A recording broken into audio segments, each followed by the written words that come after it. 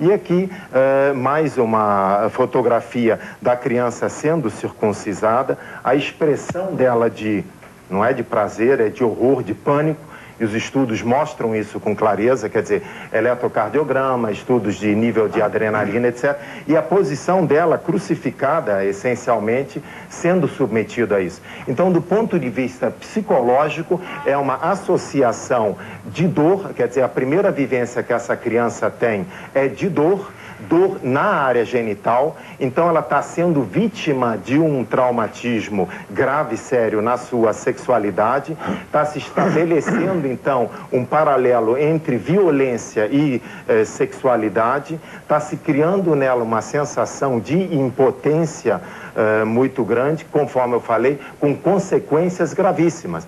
A gente tem, inclusive, relatos de processos contra pessoas que praticaram a circuncisão, inclusive em Israel, por se sentirem lesadas e danificadas nesse procedimento. Deixa eu passar mais uma vez a palavra ao Rabino Henri Sobel. Bom, esses argumentos não devem ser novidades para o senhor, não é, Rabino? Não são.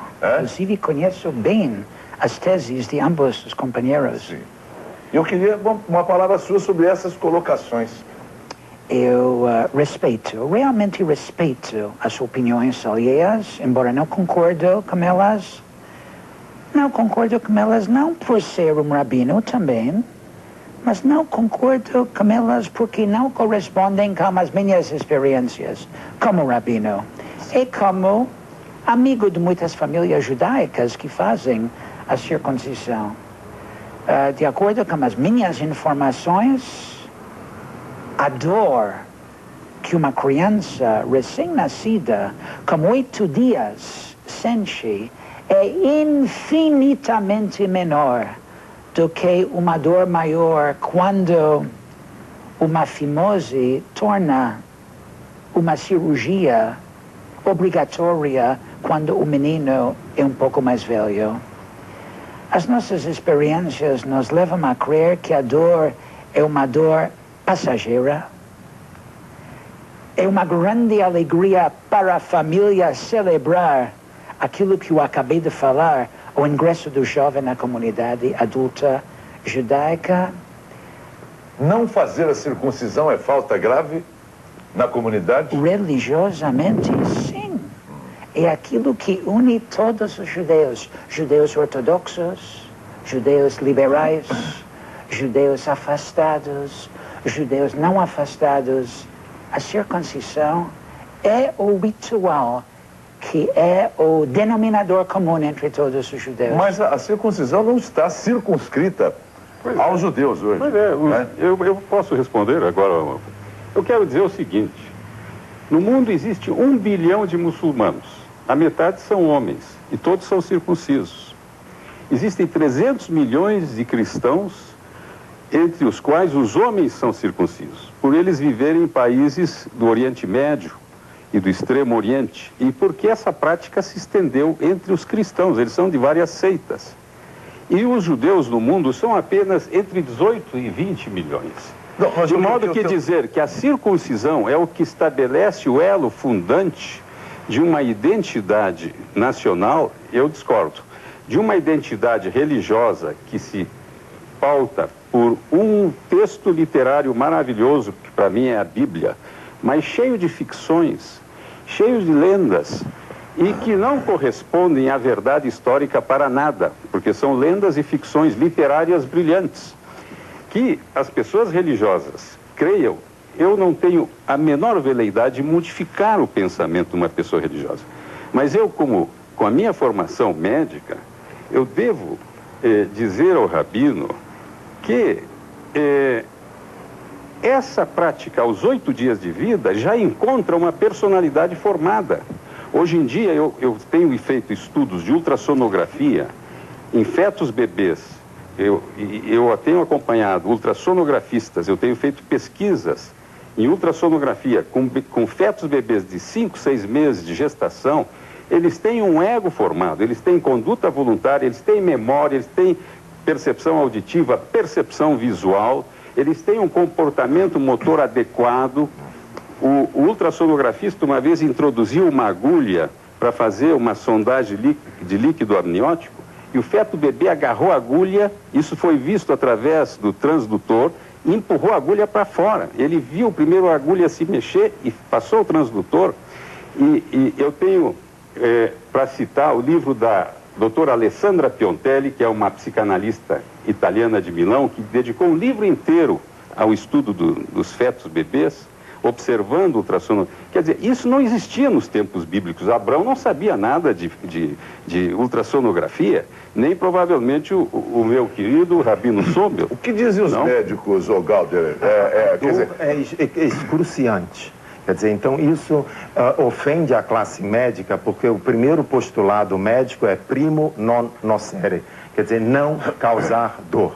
Quer dizer, está se causando uma dor desnecessária baseada em teologia. Do ponto de vista médico, isso é inaceitável. Quer dizer, causa dor e todos os estudos mostram isso. Desculpe o meu diletantismo, mas à luz da medicina, é necessário a pessoa se circuncisar ou não? Por uma questão de... Não, deixa para responder daqui a pouquinho. Eu vou chamar os comerciais e eu volto já ainda com esse assunto. Daqui a pouquinho.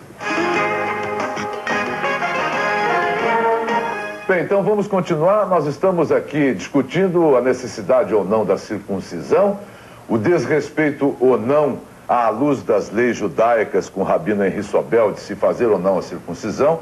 Estou com o Rabino Henri Sobel, com o Dr. Christian Galder, que é médico psicanalista, com o Dr. Moisés Trachtenberg. Vou até mostrar de novo o livro dele, Psicanálise da Circuncisão, para quem quiser ir a fundo no assunto, não é? Está em todas as livrarias. Eu quero perguntar uma coisa ao Galder. Você fez circuncisão? Você é circunciso? Eu acho que isso não vem ao caso na discussão. Eu vou explicar por quê. O que está se discutindo aqui se cabe ou não induzir dor numa pessoa que não foi consultada para isso. Quer dizer, amanhã se inventa uma religião onde o mito é cortar o dedo mindinho da mão esquerda. Isso vai ser aprovado? Mas eu quero passar uma informação para o meu público.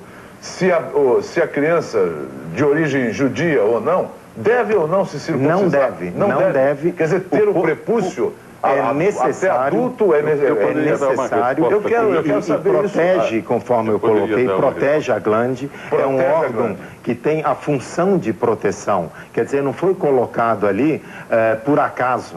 Quer dizer, ela tem uma função de proteção, tanto assim que quem não tem o prepúcio tem maior incidência de infecção urinária, tem maior incidência de estenose de meato urinário, tem maior incidência de fibrose, tem maior incidência de disfunções sexuais, tem retração peniana, existe a mutilação peniana e culmina, inclusive, com 8 crianças na Inglaterra morrendo, que estudos ingleses, por conta disso. Então, se recomendar isso é contra os preconceitos médicos e preceitos médicos. Quer dizer, eu não quero discutir religião, a minha meta não é essa. A minha meta é levantar a seguinte questão. Primeiro, cabe a nós induzirmos dor numa criança sem indicação médica? Resposta, não. Segundo, quem faz essa intervenção médico-cirúrgica foi treinada para isso? Tem licença médica ou não? Se não tiver, está praticando ilegalmente a medicina. Terceira questão, está se desrespeitando o Estatuto da Criança e do Adolescente ou não? A resposta é sim. O médico que faz esse tipo de intervenção numa criança, ele está ofendendo o Código de Ética Médica, porque, conforme eu falei, é obrigação do médico não causar dor. Quer dizer, não fazer uma cirurgia desnecessária. Então, o que é importante a gente deixar bem claro é que, colocado as questões religiosas de lado, que eu não quero debater, do ponto de vista humano, do ponto de vista de cidadão, pegar uma criança sem o consentimento dela e fazer essa agressão a ela, não se justifica. Então é importante a gente pensar nesse referencial. Rabino, por favor. Queridos amigos, não vou falar em religião, vou falar em história. Eu tenho 4.000 anos de história para comprovar que a circuncisão funciona. E pode desafiar, eu não, quem sou eu? As conclusões